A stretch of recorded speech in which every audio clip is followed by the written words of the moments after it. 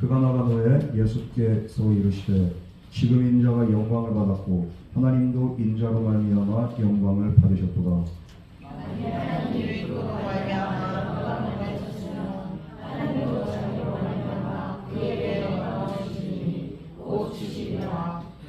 작은 자들아, 내가 잠시 너희와 함께 있겠노라. 너희가 나를 찾을 것이나 일찍이 내가 유대인들에게 너희는 내가 가는 곳에 올 수 없다고 말한 것과 같이 지금 너희에게도 이르노라.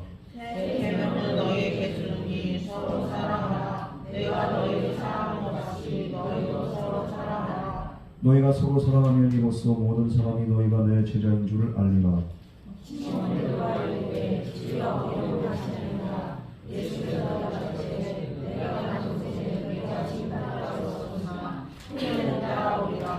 베드로가 이르되 주여, 내가 지금은 어찌하여 따라갈 수 없나이까? 주를 위하여 내 목숨을 버리겠나이다. 예수께서 대답하시되 내가 내가 진실로 내게 이르노니 다 물기 전에 내가 세번 나를 부인하리라. 아멘. 오늘은 말씀에 앞서서 특송이 있겠습니다. 오늘 이렇게 또 특별 찬양이 있으니까 예.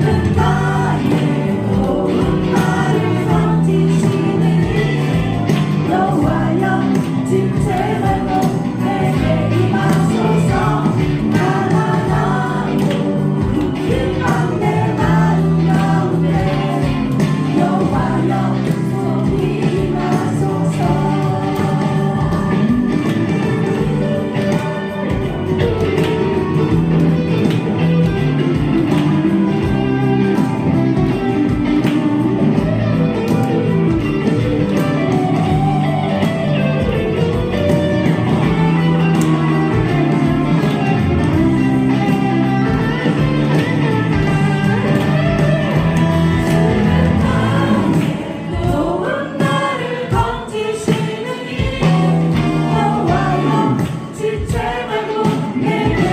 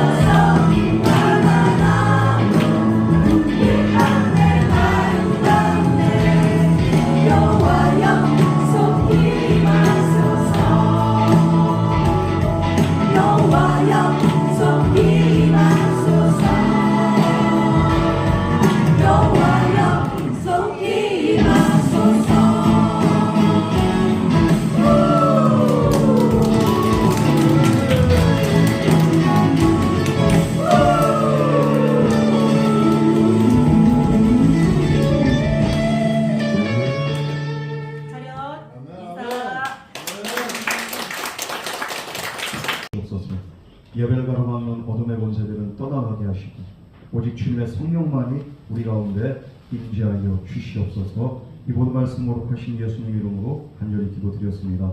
아멘. 오늘은 그 새 계명이라는 그 말씀으로 함께 은혜를 나누려고 합니다. 예수님이 지난 시간 십자가에 못 박히시기 전에 사랑하는 제자들과 함께 다락방에 모여서 마지막 만찬을 나누시고 그리고 하신 게 뭡니까? 바로 제자들의 발을 씻어주셨습니다. 그러면서 너희는 이렇게 서로 섬기고 서로 사랑하고 서로 이렇게 섬기라고 합니다. 그렇게 예수님께서 제자들 끝까지 사랑하시고 그러면서 이제 제자들과 함께 만찬을 즐길 때 그 한 명의 제자는 어떻게 하기로 결단했습니까? 끝까지 예수님을 배반하고서 예수님을 팔아넘기기로 그는 작정을 한 겁니다. 그리고서 식사 자리를 떠납니다. 이제 그가 해야 할 일을 하러 간 거예요. 예수님을 팔아서. 그래서 이제 그 바리새인들의 하수인들과 함께 예수님을 잡으러 오는 겁니다. 오늘 보면 예수님께서 잡히시기 직전에 또 제자들에게 주신 고별 담화 같은 그런 성격의 말씀을 하고 있죠. 특별히 오늘 말씀 예수님께서 새로운 그 명령, 새로운 계명을 제자들에게 선포하시고 명령하시는 그런 내용입니다. 어떤 내용일까요? 우리 먼저 31절에서 32절 말씀 나같이 보도록 하겠습니다. 시작. 그러나 그의 예수께서 이르시되 지금 인자가 영광을 받았고 하나님도 인자로 말미암아 영광을 받으셨구나. 만일 하나님이 그로 말미암아 영광을 받으셨으며 하나님도 자기로 말미암아 그에게 영광을 주시리니 곧 주시리라.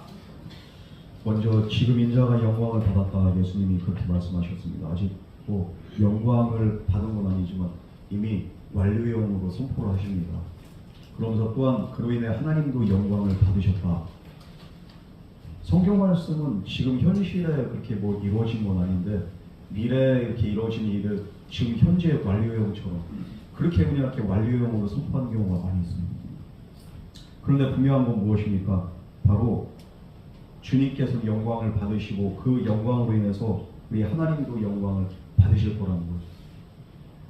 우리 하나님은 한 분이신데 성삼위 하나님입니다. 성부, 성자, 성령의 하나님. 그래서 영어로는 그 트리니티라고 하잖아요. 삼위일체. 그런데 이 삼위일체의 하나님은 위격이 삼이지만 그러나 본질은 하나라는 것.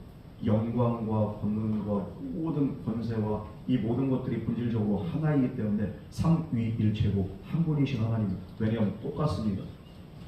우리는 사람에 따라서 권위와 권세나 그 영광이나 이런 것들이 차별이 있어요. 그러나 삼위일체 하나님은 차별이 없으시고 동등하시고 그리고 동격이시고 그리고 하나이시라는 이 삼위일체 하나님은 상호간의 영광을 취하시고 돌리시면서 긴밀한 관계를 유지하는 그런 관계임을 오늘 주님의 그 말씀을 통해서 그 비밀이 드러나고 있습니다. 그 영광은 무엇입니까? 바로 십자가의 죽음을 의미합니다. 죽는 데 영광이라고 합니다. 예수님은 자신이 가까운 제자에게 배신당하고 그리고 또 십자가의 죄 없이 죽으심으로써 영광을 받게 된다. 맞죠? 왜냐하면 이 십자가의 죽음을 통해서 구속 사역이 완성되기 때문입니다. 우리 성부 하나님께서는 구원을 계획하셨고 그리고 또 우리 성자 예수님께서는 구원을 이루셨고 그리고 또 성령 하나님께서는 우리 모든 사람들로 하여금 이 구원의 완성의 단계로 들어가게 하십니다. 이 성령 안에서 성화가 이루어지고 그리고 우리 모든 성도들이 결국에 하나님 앞에 선 그날에 구원받은 성도들은 영화롭게 됩니다. 이 최종 단계입니다. 이 구원을 완성하신 분이 바로 성령 하나님이십니다. 그렇기 때문에 구원을 계획하신 분이 또 구원을 또 그렇게 행하신 분이 그리고 또 구원을 완성하신 분이 서로 영광을 받으셨다. 오늘 성경 말씀은 그렇게 말하고 있습니다. 정말 그렇습니다.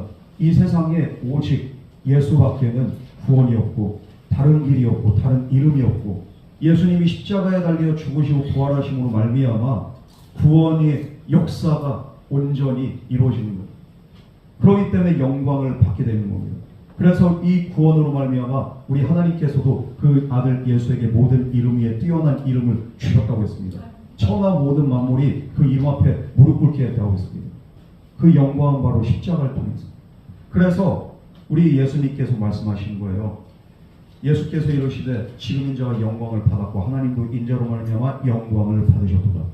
이 놀라운 구원의 역사로 말미암아 예수님은 영광 받았다 미리 선포하시는 거예요. 예수님의 고난과 십자가 죽음, 이건 신기해요. 그런데 제자들은 그 스승님이신 예수님께서 왜 고통당하셔야 되는지, 왜 십자가에 달리시는지, 왜 돌아가셔야 되는지 이들은 알지 못합니다. 아무도 그 의미를 알지 못하고 예수님 홀로 이 고통과 외로움을 짊어지시고서 나가는 게 그게 바로 십자가예요. 이제 얼마 후 예수님이 십자가에서 돌아가셔야 됩니다. 그리고 제자들과 함께할 시간도 얼마 남지 않았음을 예수님은 알고 계십니다. 물론 예수님이 부활 이후에도 제자들을 만나죠. 하지만 지금 육신의 몸을 입고서 부활 이후에 그 몸이 아니라 육신의 몸을 입은 이제 마지막 시간을 제자들과 함께 보내고 있는 거예요. 그래서 이 밤이야말로 이제 마지막 시간입니다. 그런데 제자들은 몰라. 우리가 기회가 항상 있지 않습니다. 주님의 은혜, 주님의 역사, 우리가 항상 경험할 수 있는 게 아니에요. 어쩌면은 우리가 육신을 입고 있는 오늘 이 시간이 마지막일 수도 있고요. 그런데 사람들은 모른다는 거예요. 제자들은 몰랐어요.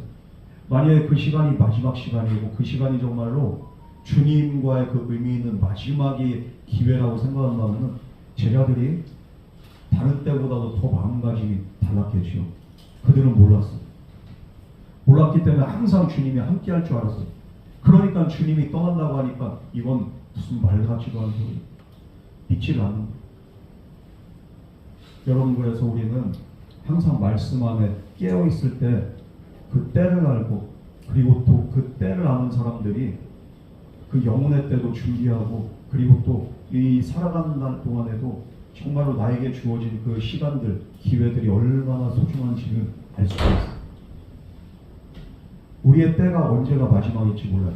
지금 제자들은 마지막에 주님과 함께한 이 시간을 그들은 모르고서 그냥 흘려보내고 있습니다. 우리는 그러므로 때를 기다리고, 그리고 그 때를 소중히 하면서 세월을 아낄 수 있는 그런 지혜가 필요합니다. 언제나 주님 안에서, 하나님의 은혜 안에서 하나님의 시간, 하나님의 때를 살아갈 수 있는 저와 여러분 되기를 주님의 이름으로 축원합니다. 우리 33절 말씀 다 같이 공부하겠습니다. 시작. 사랑하라, 내가 아직 다시 너희와 함께 있느니라. 너희가 나를 찾을 것이나 일찍이 내가 유대인에게 너희는 내가 가는 곳에 올 수 없다고 말한 것 같이 지금 너희에게로 일어나라. 이 작은 자들아, 이렇게 이거로 번역된 헬라어는 이제 아이를 뜻하는 그런 형태의 그런 이렇게 그 단어입니다.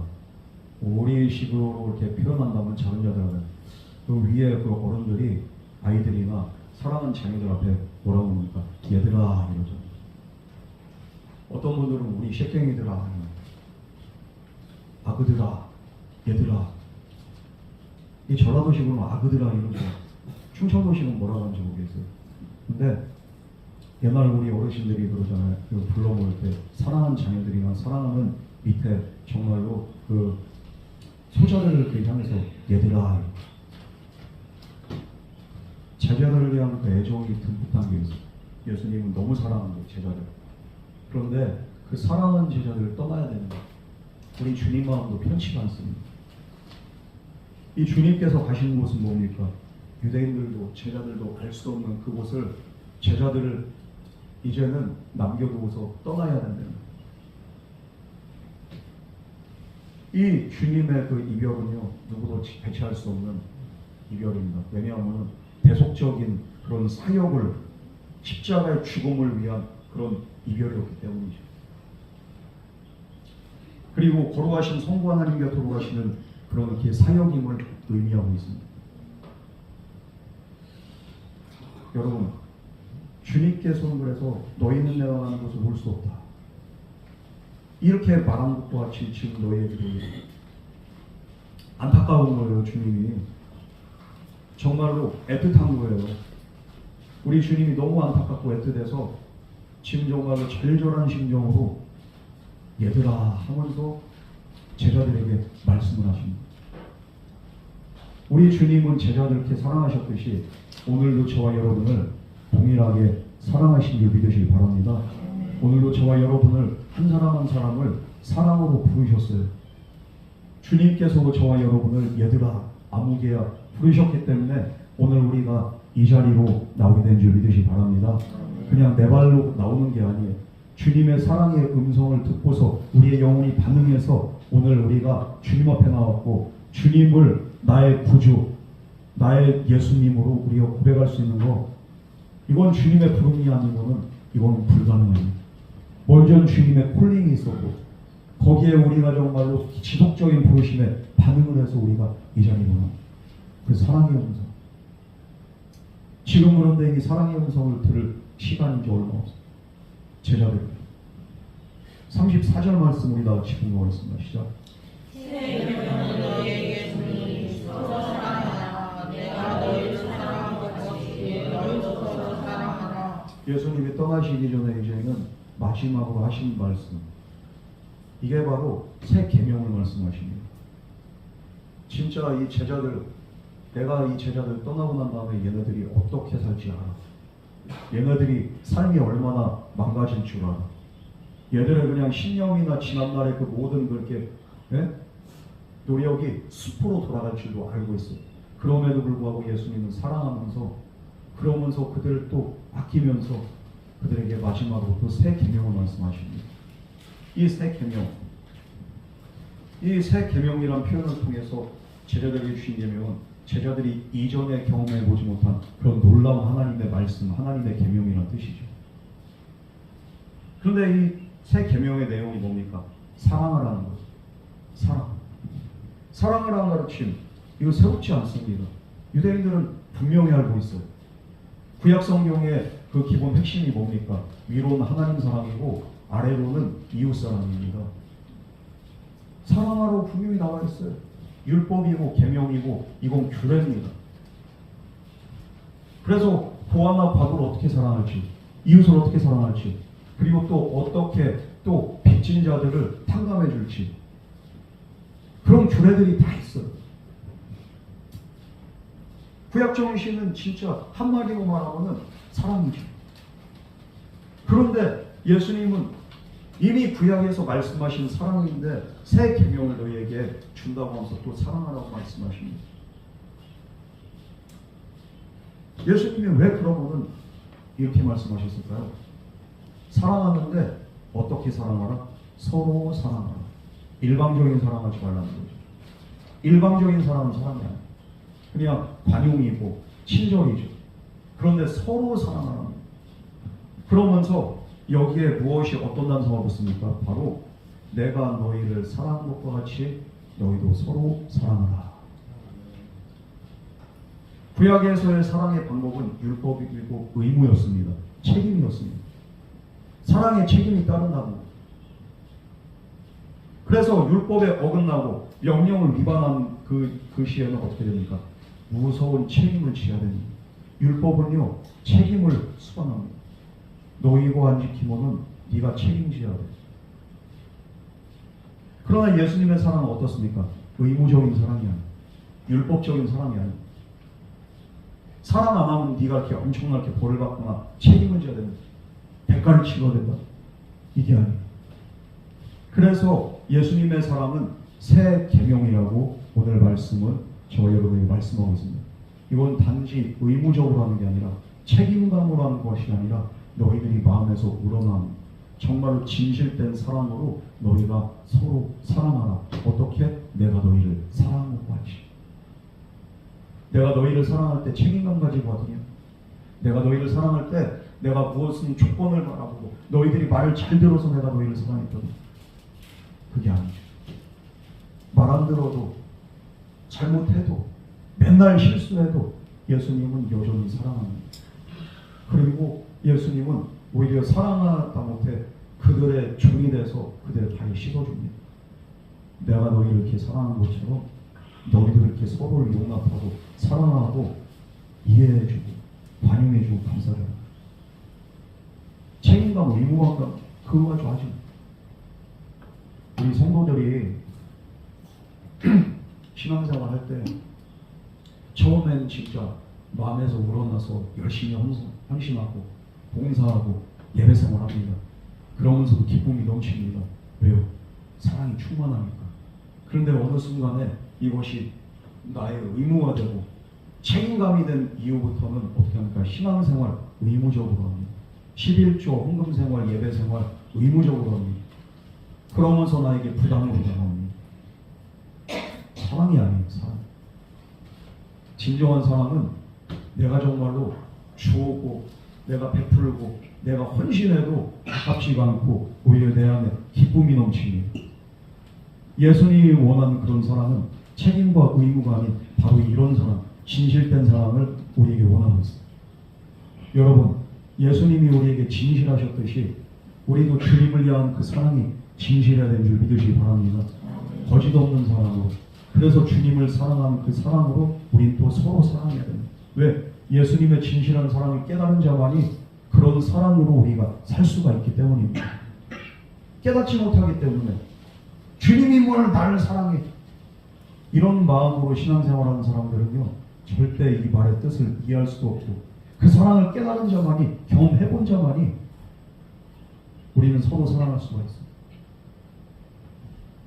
그래서 예수님의 사랑법은 무엇입니까? 의무적이나 율법적이지 않고 솔선수범한 그런 사랑으로 예수님은 사랑을 하시는 거예요. 예수님이 입으로만 니들 서로 사랑해라 이렇게 한 게 아니죠. 옛날 선생들의 가르침 보면은 공자왈, 맹자왈 이러면서 그냥 옛날 그렇게 성현들의 그 가르침이 어쩌고저쩌고 그러면서 그 가르침대로 그들은 삽니까? 안 살아요.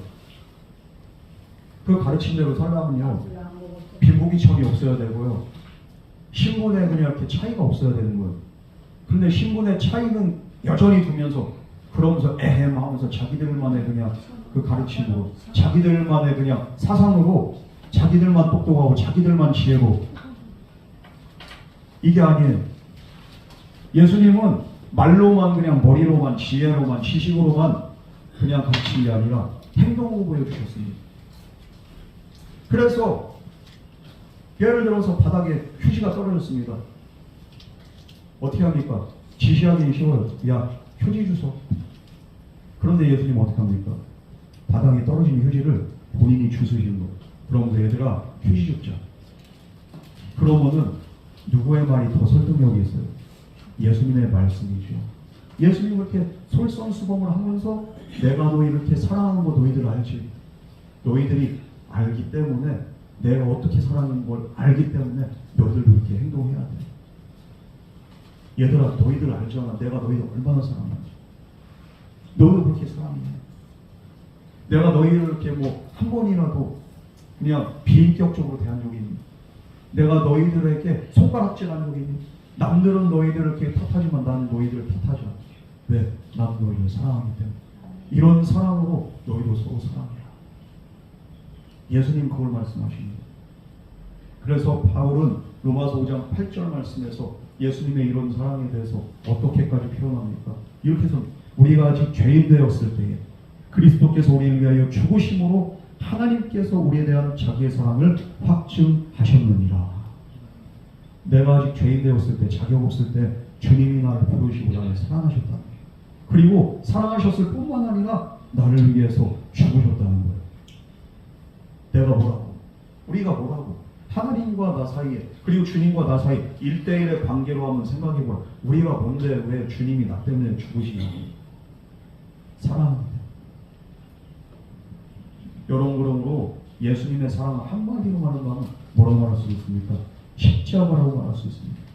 그게 바로 예수님의 사랑. 십자가 이건 처절한 사랑이고 죽음과 눈물과 아픔과 그 고독과 이 모든 것들을 불사할 정도로 우리를 사랑하는 그런 사랑의 고백이 바로 십자가예요.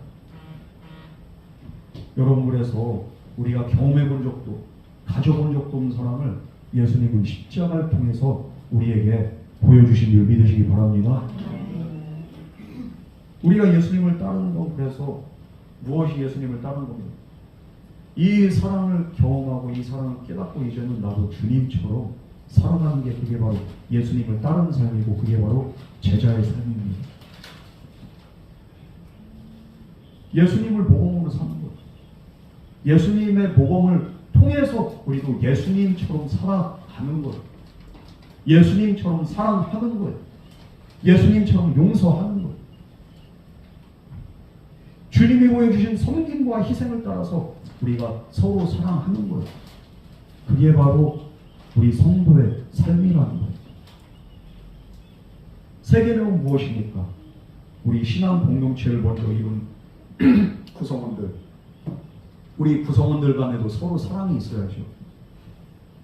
네 편 내 편이 아니라 누구 편이 아니라 서로 사랑하고 헌신적인 사랑을 요구합니다. 먼저 교회 안에서. 그리고 교회가 이렇게 하나가 될 때 교회 밖에서도 이제는 또 다른 공동체, 또 다른 소그룹을 이루면서 그런 사랑을 실천하면서 살아가는 직장에서 아니면 가정에서 아니면은 우리가 인간관계 속에서 먼저 교회 안에서 하나가 안 되면은 밖에선 절대로 이것이 일어날 수가 없습니다. 여러분 오늘 이 예수님 말씀을 기억하면서 먼저는 우리 교회가 먼저 서로 사랑할 수 있는 우리 옥돌교회가 되기를 주님의 이름으로 축원합니다. 목사가 양들과의 그런 사랑이 교제가 있고 양들은 또 이렇게 서로 우리 이렇게 목자들과 우리 소그룹 리더들과 우리 직분자들과 그리고 또 우리 이렇게 믿음의 동역자들과 서로가 사랑할 수 있다면 우리 옥돌교회 문제 없습니다. 교회가 크고 작은 게 문제가 아닙니다. 사랑이 있냐 없느냐 이게 문제입니다. 오늘날 왜 교회들이 분열하고 왜 교회들이 인원수가 줄어들고 왜 교회들이 많이 많습니까? 사랑이 없어서. 먼저는 예수님의 나를 얼마나 사랑했는지 그 사랑이 정말 얼마나 놀라운 사랑인지를 깨닫는다면요 나하고 안 맞는 그 성도들이 있을 수 있겠지만 그 사람에 대해서 내가 이해가 안 돼도 사랑할 수 있어요. 예수님도 말도 안 되게 나 같은 죄인을 사랑하셨는데 그 사랑이 내 안에 있으면 나는 사랑할 수 있어요. 제가 충청도 말 중에서 야, 진짜 충청도 분들이 화가 난지 안 난지 진짜 모를 때가 있어요. 요즘에야 그냥 이렇게 자기 표현 확실하지만 돌려서 얘기하잖아. 충청도 스타일. 얘기를 그냥 직설적으로 안 해요. 얼마나 답답한지 몰라. 간혹가다가 그냥 이렇게 해가지고 이건 이렇게 합니다. 알았슈. 이렇게 그러면 이렇게 알았다고 하면 일반적으로 보니까 알아들었다. 그러면 그렇게 하겠다. 이렇게 해주세요. 이렇게 합시다. 알았슈. 알았다고 하는 건 이렇게 제가 볼 때는 동의해요. 그런데 안 돼 있어 이게. 아니 왜 이렇게 안 돼 있어요 이게? 내가 한다고 했지? 한다고 안 했다는 거 알아들었다는 것이 그게 동의한다는 말이야. 상대방한테 직설적으로 이렇게 그게 간접적으로 그냥 이렇게 거절하지도 못하고 끊지도 못하고 그러니까 그냥 알았다고 대충 드리는 거죠. 확실한 게 좋은데 좀 답답하죠. 한장 어떨 때는 말을 그냥 이렇게 빙빙 왜 자꾸만 이렇게 배가 고프냐 목이 마르냐 왜 나한테 물어봐. 아유 목 마르지 않아요? 아니 괜찮은데요? 배 안 고파요? 아 괜찮은데 나한테 아침 먹은 지 얼마 안 돼가지고 배 안 고파요. 아 배 안 고파요? 밥 먹자는 얘기를 그냥 이렇게 돌려가면서 배고프다니 목 안 말라요? 아 괜찮은데요? 괜찮아. 이 사람은 이렇게 이 사람대로 답답하고 나는 왜 자꾸만 했던 말 똑같이 빙빙 돌려. 이게 사람을 환장하는 거예요. 이게 표현의 차이가 극명하게 이렇게 그냥 이렇게 나타나는데 다르잖아요. 다르면 속 터지잖아요. 어쩔 때는. 그럼 더 진짜 이렇게 못 알아들 때가 언제냐면은 충청도 분들이 진짜 화났을 때 하시는 말들 중에 하나 진짜 이해가 안 되네. 진짜 열받은 거예요. 이게 아무 때나 나오는 그 사투리가 아니더라고. 나 진짜 이해할 수가 없네. 이건 진짜 열받아. 겉으로 볼 때는 별로 영 안 받은 것 같아. 그런데 이 사람 진짜 열받았어. 이런 말이 나오면 끝난 거예요. 나중에 알아. 이게 이런 식으로 하면서 그냥 이렇게 사람들이 이렇게 다른 거를 인정하고 받아들이기까지 저도 이렇게 시간이 좀 이렇게 오래 걸렸는데, 제가 여러 지역에 살아봤어요. 포항에도 살아보고 서울에도 살아보고 각 지역마다 사람들의 특색이 달라. 그 사람들마다 이렇게 장점이 있고 단점이 이렇게 다 보여요. 그런데 정말로 나하고 안 맞는 그런 부분들도 분명히 있습니다. 왜 저 사람은 저렇게 할까? 왜 저 사람은 저렇게 돌려서 말할까? 왜 저 사람은 너무 직설적일까? 왜 저 사람은 저렇게 그냥 이렇게 너무 자기 감정에 솔직할까? 이런 걸 보면 진짜 이렇게 저도 참 이렇게 이해가 안 되고 용납이 안 되고 그럴 때가 있습니다. 그런데 오늘 말씀에서는 뭐라고 합니까? 너희가 서로 사랑을 하라. 너희가 이해가 안 된다 할지라도, 너희와 다르다 할지라도, 너희와 그 사람의 정말 생각이 완전히 극과 극이라 할지라도 너희는 서로를 존중하고 인정하고 사랑해. 우리는 다르기 때문에 사랑이 안 되는 거예요. 나랑 비슷하고 나랑 그냥 잘 맞는 사람만 사랑합니다. 그래서 교회 안에서도 얘기가 통하고 잘 맞는 사람들하고 이렇게 끼리끼리 그룹이 형성이 됩니다. 다른 사람들은 이렇게 좀 이렇게 안 맞아. 이해가 안 돼. 뭔가 틀려. 불편해. 어울리기가 힘들어. 이거 사랑이 아니죠. 우리 예수님께서는 정말로 너희가 이렇게 세계명 서로 사랑하는 걸 통해서 어떻게 하냐, 바로 세상에도 이 사랑이 드러나. 그러면서 세상 사람들도 교회가 정말로 하나님의 살아계신 아름다운 공동체임을 깨닫게 된다. 이것을 말씀하십니다. 35절 말씀 우리 다 같이 공부하겠습니다. 시작. 너희가 서로 사랑하면 이로써 모든 사람이 너희가 내 제자인 줄 알리라. 이렇게 너희가 서로 사랑할 때 사랑이 어떻게 됩니까? 모든 사람들 앞에, 세상 사람들 앞에 드러나고 공개해야 된다. 우리가 사랑을 그냥 속으로만 하면 그게 사랑인지 아닌지 어떻게 알아, 그죠? 사랑은 어떻게 해야 됩니까? 드러나야 되는 거예요. 그래야지 상대방도 알고 상대방도 그 사랑을 깨닫고, 이 사람이 나를 얼마나 사랑하는지 깨닫고 나도 그 사람을 존중하고 사랑하게 되죠. 말로는 사랑 누가 못해? 어떤 분들은 그래요. 충청거리다. 아유 그냥 답답해 보시오. 얼마나 그냥 이렇게 사랑하는데 그냥 이렇게 그걸 몰라주네. 몰라지. 어떻게 알아? 그걸 사랑하면 사랑한다고 말로 표현을 하고, 그리고 또 행동으로도 하고, 이 모든 것들이 이렇게 또 그 사람을 향한 그 희생이나 그런 헌신이나 이런 것들이 있어야지 그 사람이 사랑하는지 안 하는지 이렇게 깨닫는 거 아니겠습니까? 말로는 누가 못해. 경상도 또 그래요. 이렇게 사랑한다는 말을 죽어도 안 해서. 근데 행동이나 이런 거는 그래도 이렇게 그냥 이렇게 잘 챙겨주고 하는데 말은 죽어도 안 해. 그럼 꼭 말로 해야 하나? 경상도 보고. 충청도는 아이고 답답해 죽 건데 이러고 내가 사랑한다고 항상 그런디 말이요.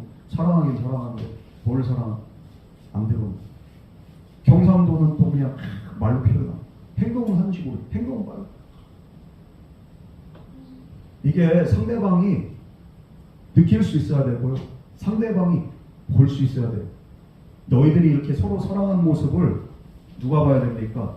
바로 모든 사람들이 볼 수 있을 정도로 너희들이 사랑하고 섬겨주고 아껴주고 서로를 위해주고, 그러면은 그렇게 함으로써 모든 사람들이 너희가 내 제자인 줄 알리라. 이 사랑은 그러면은 어떻게 됩니까? 우리가 드러내야 됩니까? 그냥 혼자 속으로 감춰야 됩니까? 드러내야 됩니다. 옛날 부모님들도 엄하기만 하지 자식들을 사랑하는 걸 왜 부모 마음이 안 그렇겠습니까? 그런데 자녀들이 서운해. 부모는 내가 정말 너희들을 사랑하지만 내가 표현은 하지. 그런데 내가 너희들을 얼마나 사랑해. 그러니까 헌신하고 그냥 이렇게 말없이 묵묵하게 자식들을 잘 기원해줘. 그런데 자식들은 서운한 거예요. 왜? 부모의 그런 이렇게 충분한 사랑을 받지 못했다고 생각하고요. 사랑을 드러내지 않고 그냥 이렇게 속으로만 이렇게 딱 감춰놓고 있으니까 예전에는 아버지들이 다 그랬어요. 그런데 오늘 우리는 성도들은 적어도 믿음의 부모들도 마찬가지. 내 가족에게, 내 주변 사람들에게 사랑하면 사랑한다고 표현을 하고 그 사랑이 그 상대에게 전달이 될 수 있도록 우리가 충분하게 사랑을 표현할 뿐만 아니라 우리가 행위로도 보여주고 그렇게 할 때 상대방도 교감이 되는 거예요. 여러분 어떤 방식으로 사랑합니까? 내 방식대로 사랑하지 마시고 우리 예수님이 사랑했던 그 방식으로 사랑하고 섬기고 아껴주면서 살아갈 수 있는 저와 여러분에게 주님을 축원합니다. 그럼 예수님이 사랑했던 방식으로 하면은 우리는 어떻게 살아가야 돼요? 그 사람을 위해서 죽을 수 있어야 돼요. 여러분의 배우자를 위해서 나는 죽을 수 있을 정도면 그 사람을 사랑한다. 속으로 손대세요. 죽는 신용은 하겠지만 진짜 죽을 수 있겠어요? 못해. 우리 예수님은 그렇게 사랑하라. 내가 너를 위해서 죽을 수 있는 그런 사랑으로 너도 그렇게 상대방을 위해서 죽을 수 있을 정도로 그렇게 사랑해. 이게 얼마나 어려운 그렇게 율법의 수준입니까? 그러니까 새 계명을 내가 너희에게 준다. 이 새 계명, 기존 구약의 계명과는 완전히 다릅니다. 인간의 의로, 인간의 수준으로는 감히 도달할 수 없는 그런 수준의 계명이 바로 새 계명.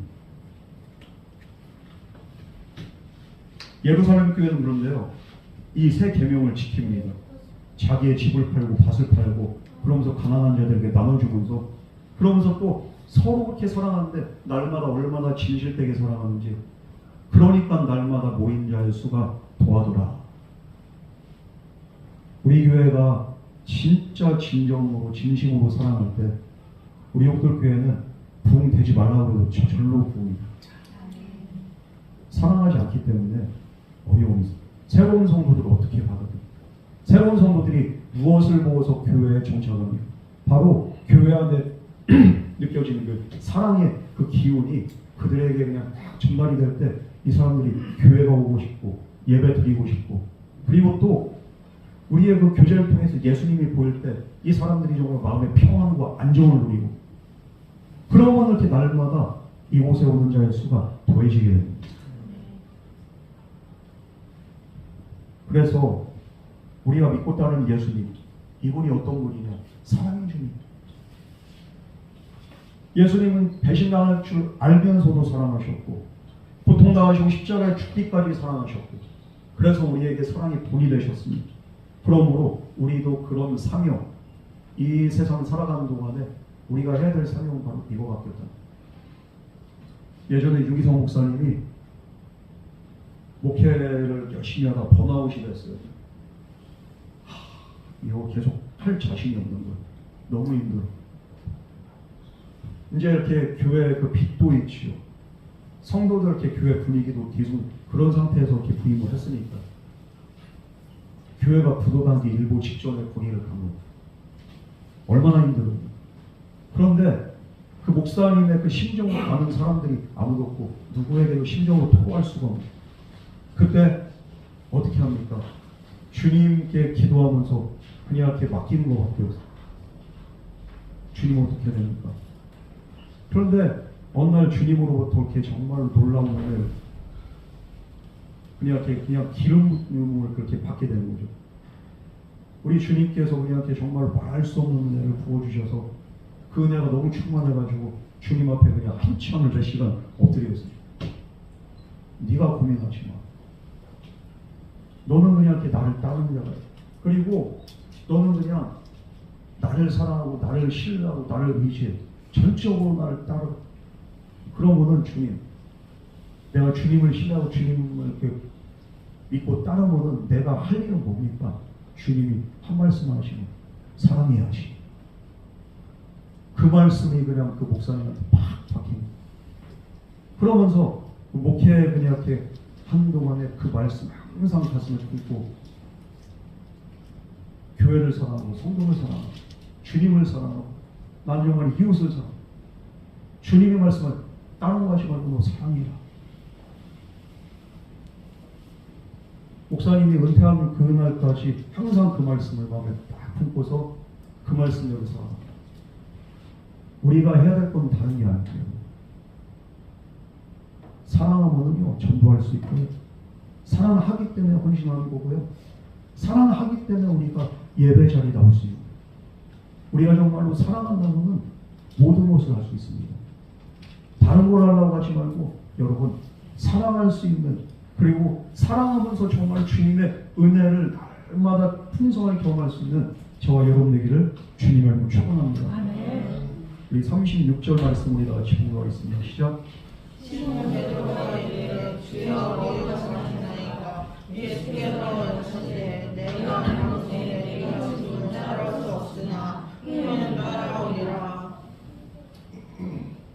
예수님의 그 수제자잖아 베드로가요. 근데 자꾸만 어디를 간다고 하는 거예요. 마지막 인사를 하는 것처럼 보여요. 그러니까 베드로가 안절부절하. 주여. 베드로가 참지 못해서 그래요. 주여 어디로 가시나이까. 이 말이면 주여 어디로 가시나이까. 이게 나중에 유명한 그렇게 라틴어로 이렇게 말이죠. 코바리스 도미네. 코바리스가 어디로 가시나이까. 이 뜻이거든요.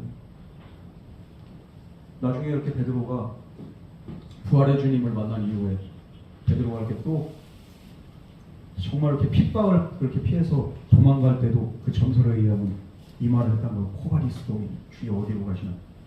도망가는 길에 주님을 만난 거예요. 나는 네가 버리고 도망간 저 교회를 향해서 간다. 베드로가 주여 다시 걸어서 내가 가겠어. 그래서 십자가 사명을 감당했다는 이 첫 번째로 이렇게 베드로가 했던 그 말이 바로 주여 어디로 가시나이까.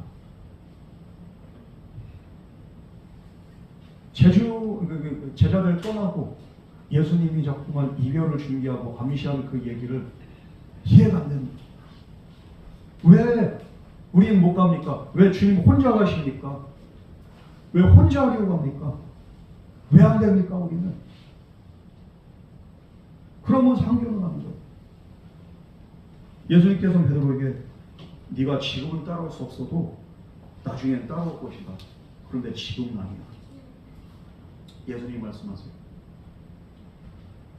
물론 나중에는 베드로가 부활의 주님 만난 이후에는 주님을 따라서 주님의 돈을 받아서 그렇게 목회를 하고 그런 사역을 감당하는 것을 예수님은 알고 계십니다. 그러나 지금은 아니에요. 전생에 오는 베드로가 어떻게 합니까?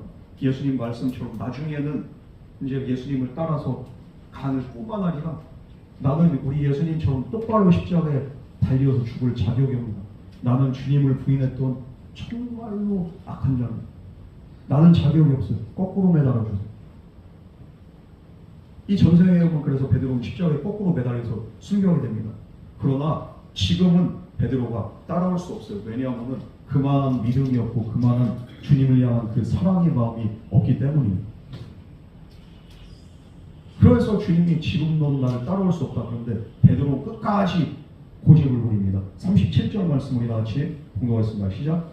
베드로가 이르되 주여 내가 지금은 어찌하여 따라올 수 없나이까. 주를 위하여 내 목숨을 버리겠나이다. 예수님은 제자들 중 한 사람이 나를 정말 팔아넘길 것이다, 배신할 것이다 말씀하셨고, 지금도 이제 나는 지금 잠깐 너희들 떠나야 된다 이 말씀을 하십니다. 이 베드로는 근데 예수님을 그렇게 말씀을 딱 듣는 순간 얼마나 서운한지 몰라요. 주님, 우리가 주님한테 그거밖에 안 됩니까? 베드로와 이렇게 제자들은 예수님을 따르기 위해서 모든 것을 다 버리고서 예수님 쫓으려고 자신이 있었어요. 무슨 상황이 있더라도 나는 절대로 주님 배신하지 않고 끝까지 주님 따라갑니다. 주님 걱정하지 마세요. 그러면서 뭐라고 합니까? 주여, 내가 주를 위하여 내 목숨을 버리겠나요? 추진력 하나 끝내주고 진짜 자신감 이건 끝내줍니다. 그러나 예수님은 뭐라고 말씀하십니까? 38절 말씀 우리 다 같이 공부하겠습니다. 시작. 예수께서 대꾸하시되 내가 나를 위하여 내 목숨을 머리에 있느냐 내가 진실로 진실로 내게 이르노니 다 울기 전에 네가 세 번 나를 부인하리라. 베드로는 예수님을 위해서 내 목숨까지 버릴 수 있습니다. 주님, 왜 그러세요? 그러나 몇 시간 후에 그는 어떻게 합니까? 실종하고 맙니다. 예수님 말씀대로 내가 닭이 울기 전에 3번 나를 부인하리라. 나를 위해서, 네가 나를 위해서 목숨을 바친다고? 넌 나를 배신할 거야. 자신을 너무 신뢰하는 겁니다. 나는 절대적으로 주님 그렇게 말씀하셔도 나는 절대 주님 따르고 주를 위해서 목숨까지 봅니다. 그런 말씀하지 마세요. 신앙생활 너무 자신에 대한 맹심 있고 과신 있는 사람들이 넘어집니다. 우리는 다 실수할 수 있고요. 우리는 다 연약하고 우리는 그래서 하나님의 은혜가 날마다 필요합니다. 아멘. 고린도전서 10장 12절 말씀에는 뭐라고 합니까? 선줄로 생각한 자는 넘어질까 조심하라. 내가 믿음이 이렇게 그냥 그래도 대단하다고 생각하고 내가 그래도 이렇게 이 정도로 기도하고 내가 이 정도로 신앙생활하는데 나 정도만 돼도 이런 사람들이 넘어지는 거예요. 베드로는 그래도 제자들 중에서 내가 이렇게 믿음이 제일 좋고 제자들 중에서 나만큼 예수님 사랑하는 사람 없다고 그 사람은 확신했습니다. 그랬던 베드로가 3번이나 예수님을 부인.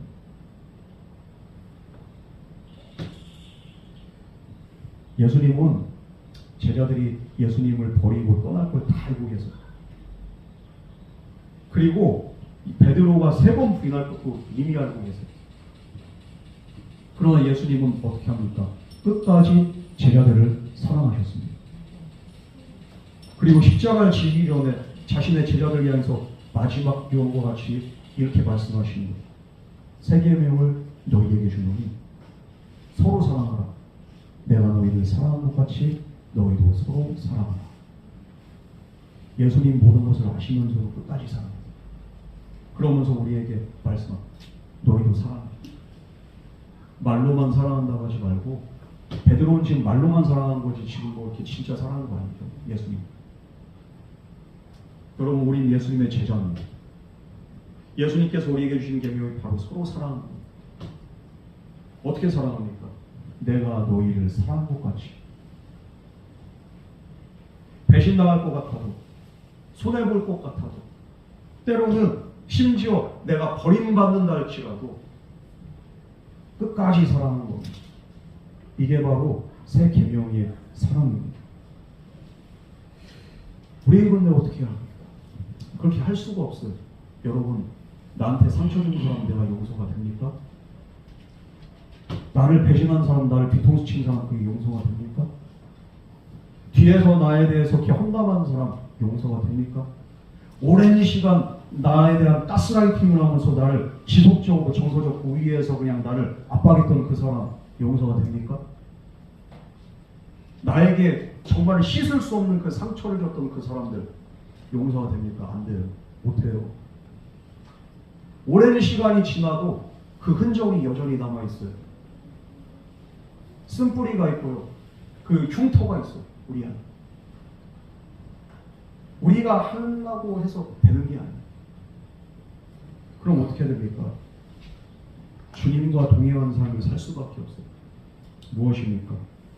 정말로 내가 주님과 함께하면서 주님 바라보면서 주님 말씀 묵상하고 주님 말씀 듣고 그러면서 주님 그렇게 임재하신 예배 생활 열심히 하면서 내가 최선을 다해서 온전 주님을 사랑하는 삶을 통해서 주님과 내가 하나가 되는 거예요. 주님이 내 삶의 일부가 되고 나도 주님의 일부가 되고 정말 온전히 하나가 될 때 그때 비로소 내 안에서 주님을 닮은 성품이 인격이 나오게 됩니다. 여러분 주님의 말씀을 우리가 얼마나 붙잡고 묵상하면서 살아가고 있습니까? 지금 이제 막바지죠. 정교인 성경일도 말씀을 얼마나 사모하고 얼마나 붙잡고 있어요. 여러분 그리고 주님을 사랑하는 마음으로 우리가 어떻게 예배드리고 있습니까? 예배 그냥 이렇게 예배 드리고 와요. 교회에 오는 겁니다. 그런데 예배 자세가 어때요?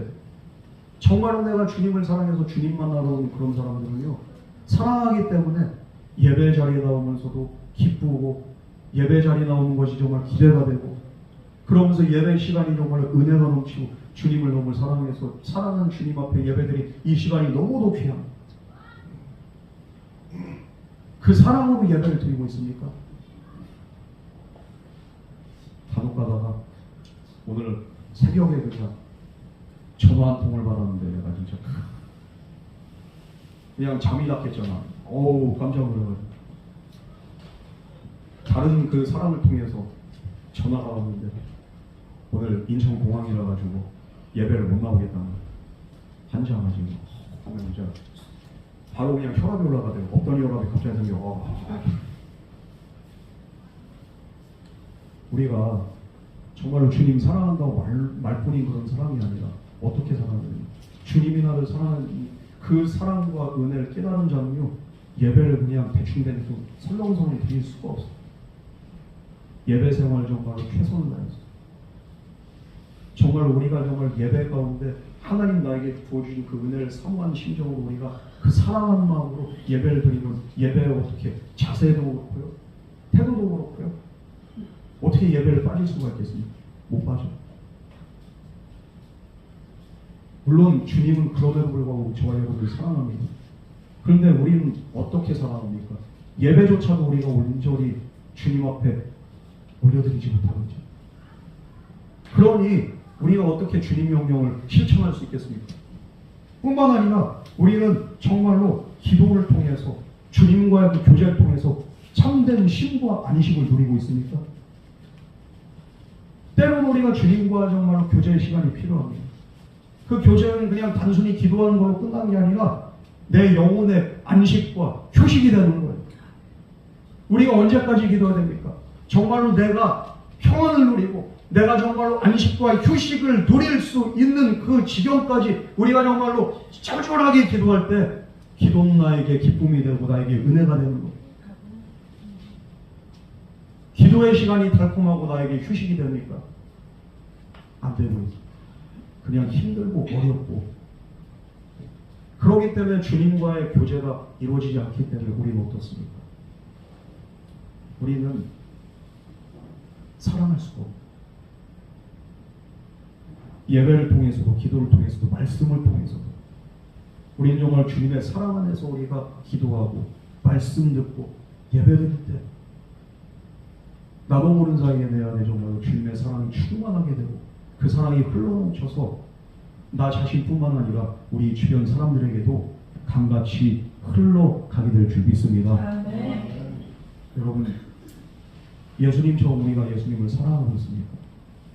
먼저 우리 주님 사랑해요. 주님이 나를 어떻게 사랑했는지 그 사랑을 깨닫는 자가 사랑할 수 있습니다. 부모의 사랑을 깨달은 자가 부모에게 효도하고 부모를 사랑할 수 있어요. 부모 사랑을 못 깨달으면요, 암만 부모의 사랑을 많이 받아도 부모한테 반항하는 거예요. 왜 참견이세요? 왜 그냥 내 인생에 자꾸만 상관이세요? 이런 소리는 안 하는 거예요. 그러나 우리 엄마 아빠가 나를 얼마나 사랑했는지, 나를 얼마나 정말 나를 키우기 위해서 얼마나 고생했는지 그 사랑을 깨달은 자녀들은 어떻게 합니까? 저절로 효도하게 돼 있어요. 저절로 부모를 사랑하게 돼 있고 엄마 아빠를 생각하면 눈물이 날 수밖에 없어요.